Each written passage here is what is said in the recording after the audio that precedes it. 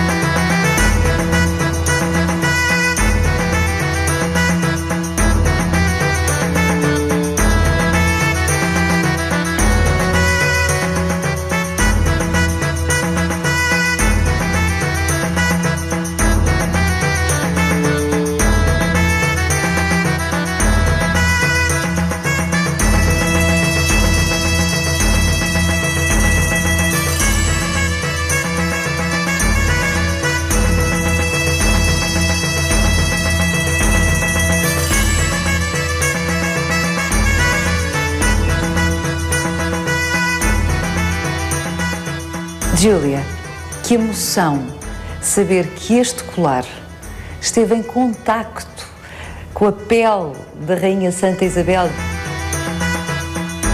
De facto, para além do valor intrínseco desta peça, que se reflete nas pedras preciosas, no material, no uso do ouro, que compõe esse colar, também temos o valor imaterial imenso, exatamente pelo fato de ser uma peça que pertenceu à Rainha Isabel. E agora, se foi um colar ou não, é outra questão. Em termos que, de facto, existem diversas hipóteses sobre a originária feição desta peça. Há outra hipótese, de facto, que possa tratar-se de uma série de firmões que formavam um cinturão, porque era muito na moda na época, isso de ter um cinto composto de diversos firmões. De resto, vamos ver aqui a imagem que faz parte também do tesouro. Há 4 objetos que fazem parte do tesouro, mas esta imagem da Virgem esclarece essa questão do cinto, porque evidentemente está vestida há século XIV, à época, porque é uma peça contemporânea, claro, e aquele cinto ali, não é, indica uma utilização possível desta peça, a que chamamos colar.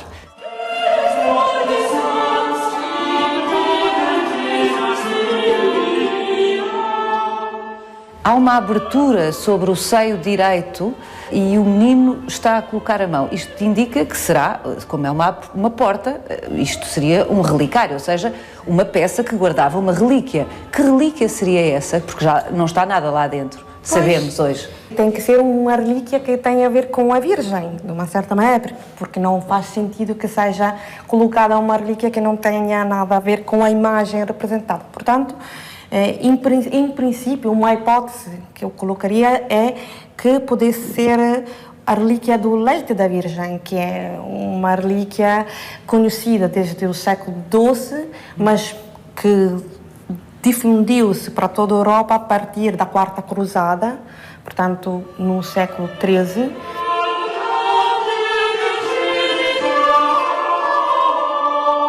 O leite da Virgem era em forma de pó. A relíquia... Leite em pó. Leite em pó. Leite da Virgem em pó. Pois sim, era... Visionário. Digamos que era um composto de minerais que, misturado com água, dava uma cor branca e tinha uma consistência espessa. Parecida com o leite. Pois, sim. Vamos ver outra peça. Esta confesso que é a minha favorita. Acho esta peça absolutamente maravilhosa. O tamanho deste coral é incrível. O trabalho que é ouro, é prata, é o quê? É prata dourada, mas o corpo central é em coral. E parece quase uma árvore. É lindo. O artista aproveitou da forma natural do coral, mas está decorado por umas anilhas em prata, onde até se pode ver, há uma inscrição glorificando o mistério da Santíssima Trindade. E agora, pronto, a inscrição em latim, que se encontra incompleta. Provavelmente devia continuar nas outras anilhas que... Se calhar havia mais anilhas. Se calhar havia mais anilhas, mas também aqui estamos perante também um relicário. E qual é a relíquia? A relíquia é do Santo Lênio, que o célebre Santo Lênio, enfim, que é uma peça... Um fragmento, não é? Que disposta em cruz. Sim, disposta já em cruz, sim.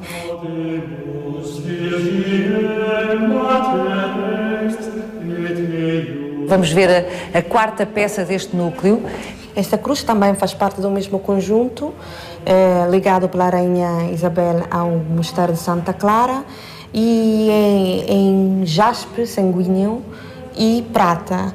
E o que vale a pena destacar, para além da decoração, mais uma vez, os motivos heráldicos, vale a pena deter-se num nó hexagonal que servirá de modelo para a elaboração dos cálices até os meados do século XV.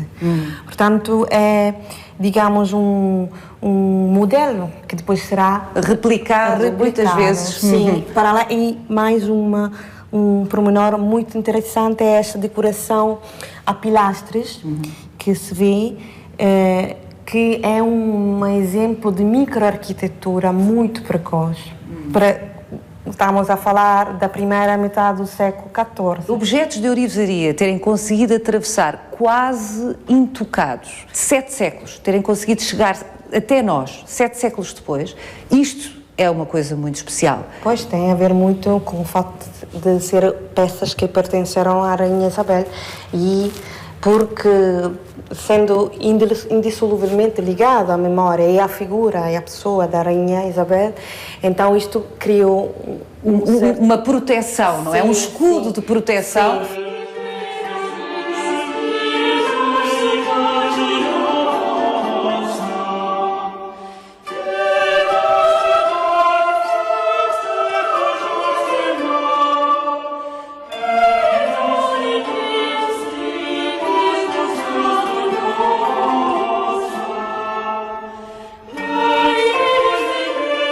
A Júlia Rossiveiro está há muitos anos a estudar a Rainha Santa Isabel, é doutoranda da Universidade Nova de Lisboa, do Instituto de História da Arte da Universidade Nova de Lisboa, e investiga esta figura não só em Portugal, na Torre de Tomba, em Portugal, e em Coimbra e em muitos outros locais, mas muito particularmente nos arquivos do Vaticano.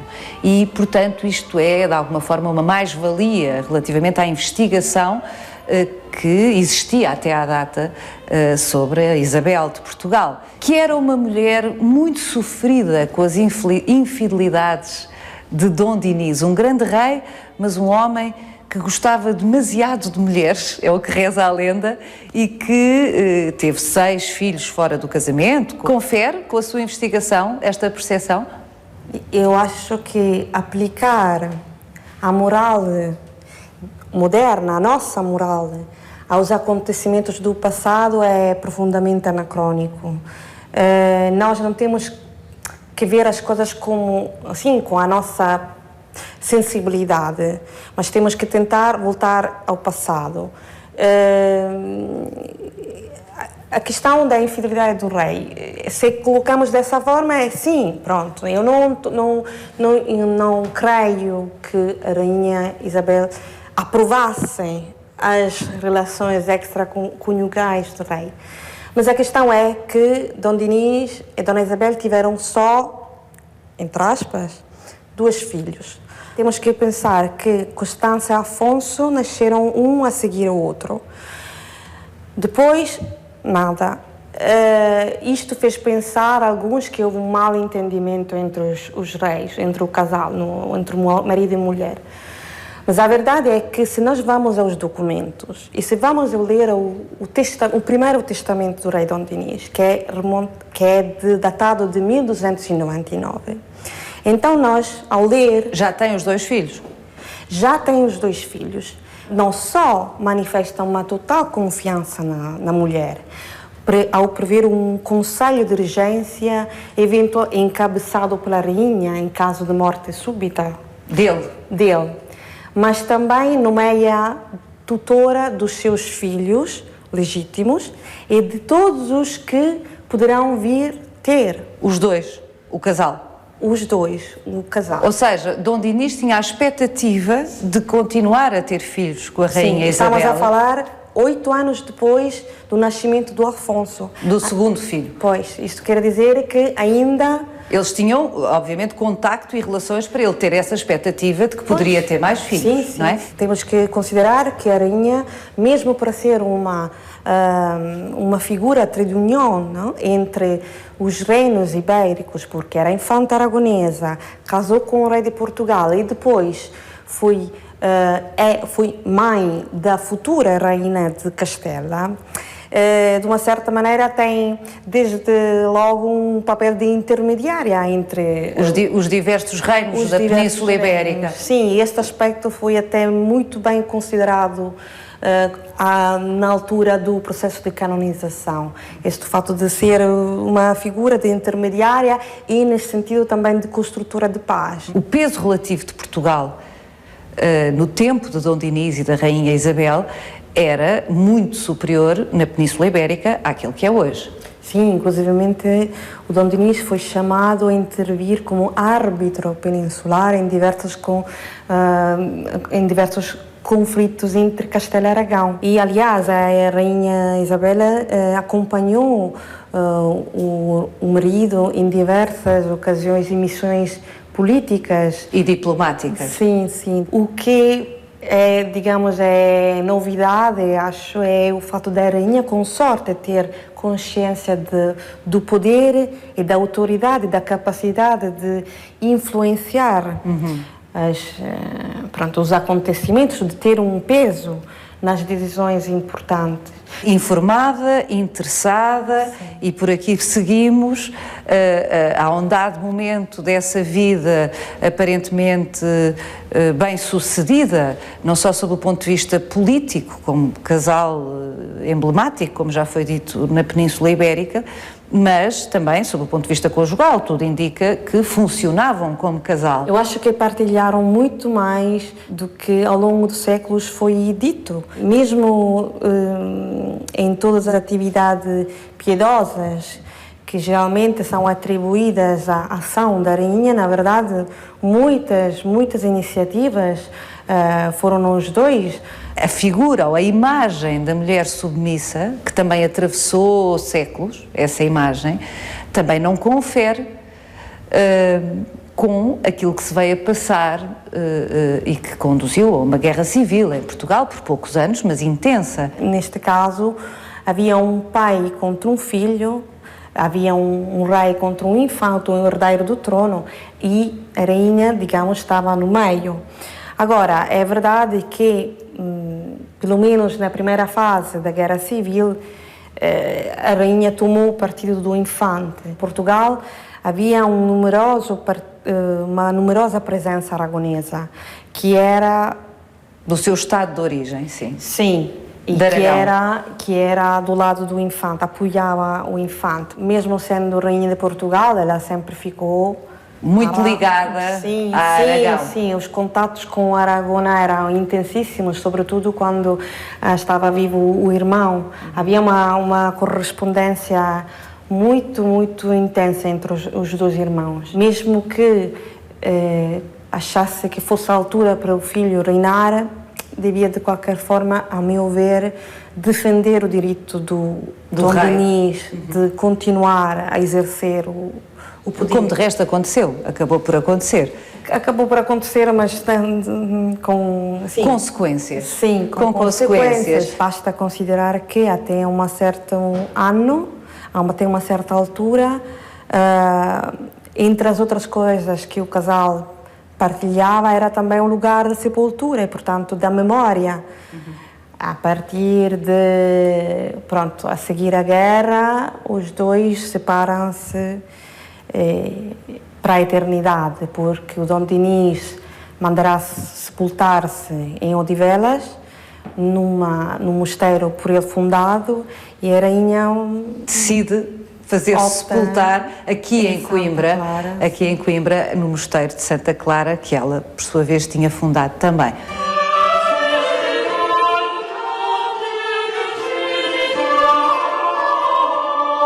A imagem de mulher sofrida, doce, submissa, exclusivamente entregue a uma vida de oração e de caridade, que foi a imagem que de alguma forma atravessou todos estes séculos e sustenta o mito da Rainha Santa Isabel, não confere exatamente com uma mulher que finalmente é muito mais complexa e tem outros aspectos da sua vida, como uma mulher poderosa, astuta. Eu imagino a Rainha Isabel como uma mulher de armas, no sentido português, ou seja, uma mulher poderosa, consciente do poder e da sua autoridade, e consciente também das prerrogativas que tinha como rainha consorte, uma mulher que não delegava nos outros, que tratava pessoalmente de certos assuntos, mas também como uma mulher de paz. Essa é a imagem digamos, a geográfica, mas também é verdade histórica, que ela sempre teve uma grande atenção para com o outro, e que era muito generosa e dada a oração, não podemos negar isto. Vamos até Santa Clara a Nova, onde estão os túmulos da Rainha Isabel. Vamos? Vamos.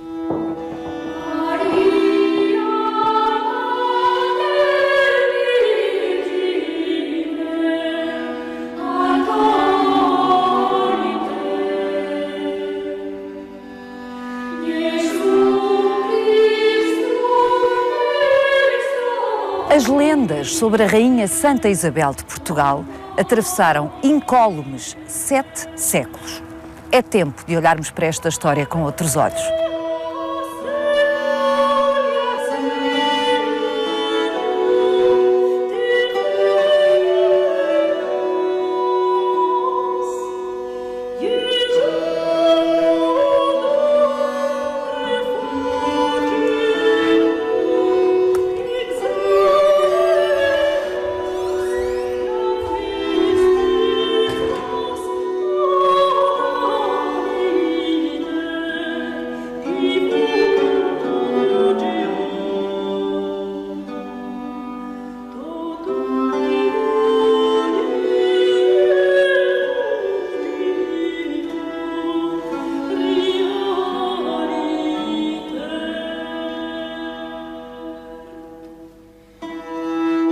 Eis o túmulo que guardou primeiro o corpo da Rainha Santa Isabel.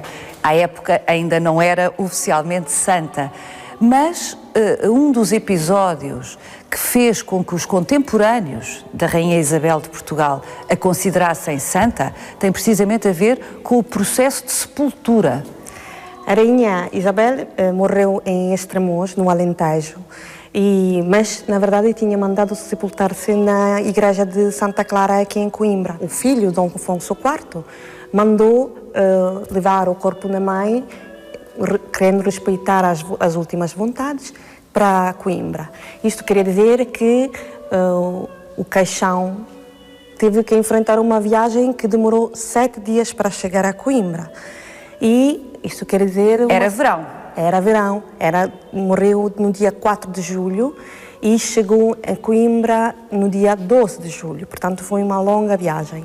A lenda, a vida da Santa Isabel conta que durante a viagem o cortejo que acompanhou o caixão sentiu um suavíssimo perfume, um cheiro a flores.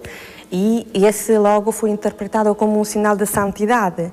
E pronto, na verdade é que o corpo foi preparado para poder enfrentar essa viagem. O que era perfeitamente normal na altura, embalsamar o corpo para que pudesse ser transportado de uma cidade para outra. Mas logo isso foi interpretado pelos seus contemporâneos como um sinal da santidade. Aliás, o primeiro documento que refere a santidade da Rainha Isabel é de 23 dias depois da sua morte. Há um documento, há realmente um instrumento, chama-se assim, um ato notarial, que certifica a santidade da Rainha Isabel. Relata de 2 curas milagrosas, obradas em 2 mulheres, uma leiga e uma dona de Santa Clara. E de facto, conta-se que ao contato com o túmulo da rainha, nem tanto o corpo, efetivamente estas mulheres ficaram curadas. E neste documento fala-se mesmo no corpo santo bem-aventurado da rainha. Portanto, já é muito precoce, estamos a falar de 27 de julho, só pouco tempo depois da morte, já... Menos de um mês. Menos de um mês, já fala-se no corpo santo.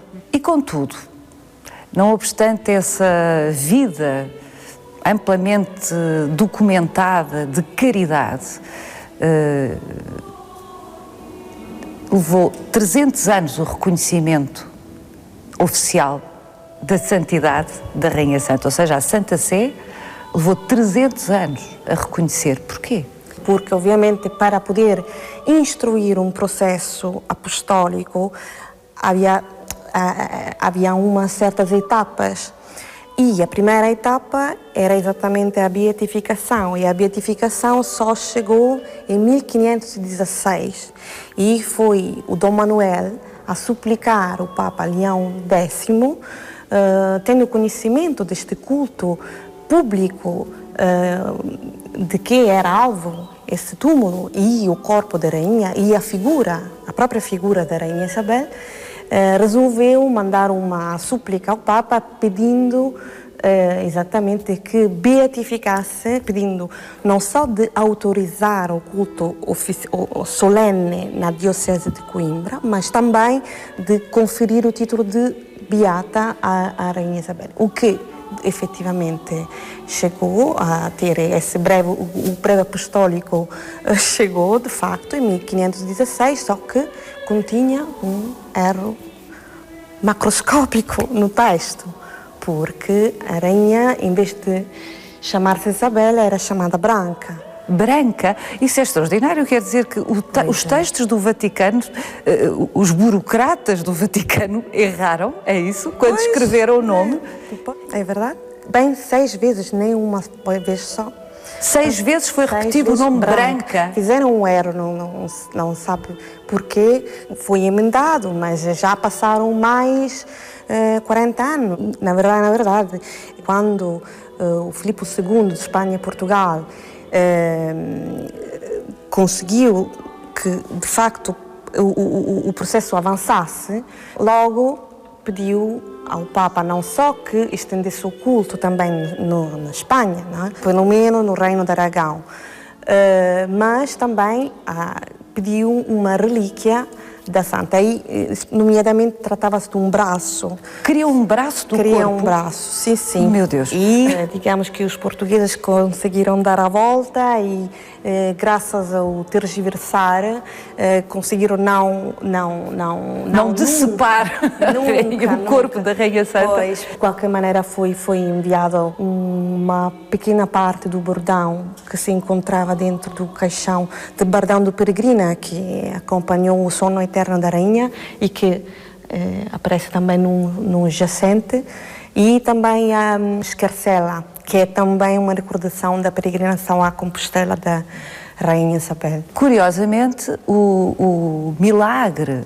mais lendário da rainha, o milagre das rosas, não era uma história original. Vamos só recordar o milagre: a rainha dirigir-se-ia a uma comunidade a quem queria fazer o bem e levava pão, no regaço, mais propriamente no seu vestido, e foi interpelada pelo rei Dom Dinis, que lhe pergunta o que é que ela leva com ela, e ela responde: são rosas, senhor, e quando larga o manto, pois o pão que ela transportava para os pobres transforma-se em rosas. Este é o milagre, é o milagre lendário, que foi fixado por escrito. Portanto, há uma parte desta vida que do século, remonta ao século XIV, assim, que foi escrito logo a seguir à morte da rainha.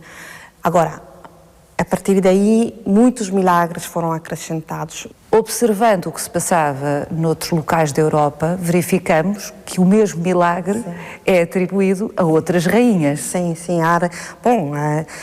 Há uma Santa Cacilda, que era uma princesa moura de Toledo, que também tem como atributo fundamental da sua iconografia exatamente estas rosas no regaço.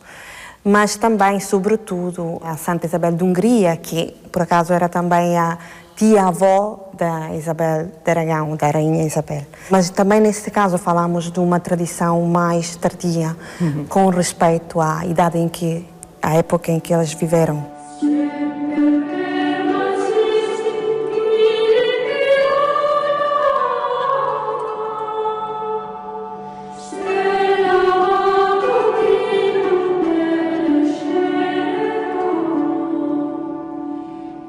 Este foi, de facto, o primeiro túmulo oficial. Foi o túmulo que albergou o corpo da Rainha Santa quando ela chegou a Coimbra, vinda de Estremoz, e era um túmulo colocado naquilo que era o mosteiro de Santa Clara a Velha, que com os anos foi inundado pelo rio Mondego, e então teve que se construir este mosteiro, que é Santa Clara a Nova, para onde trouxeram este túmulo. Mas o corpo da Rainha Santa já não está aqui. O corpo hoje encontra-se numa arca em prata e cristal que é colocada no altar-mor da igreja.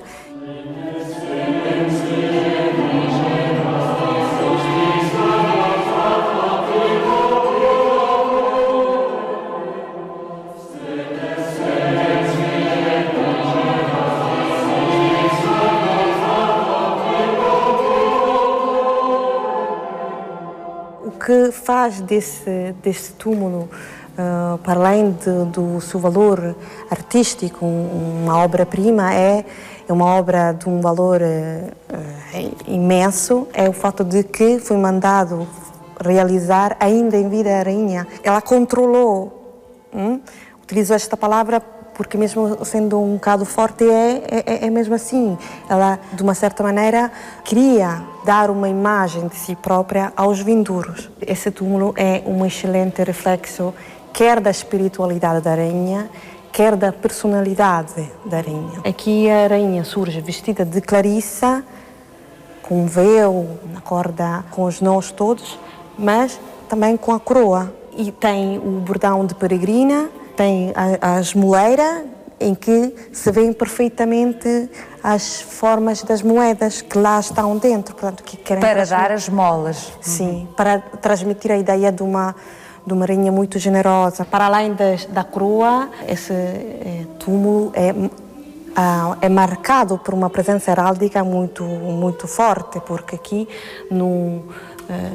na tampa surgem as armas de Aragão, as armas de Portugal e até as armas do imperador Frederico II. De alguma forma, este túmulo é uma espécie de representação exemplar do que foi a vida e a obra da Rainha Santa Isabel de Portugal. O lado espiritual, mas o lado temporal, sim, o lado político, o lado do poder. Vamos dar a volta? Vamos.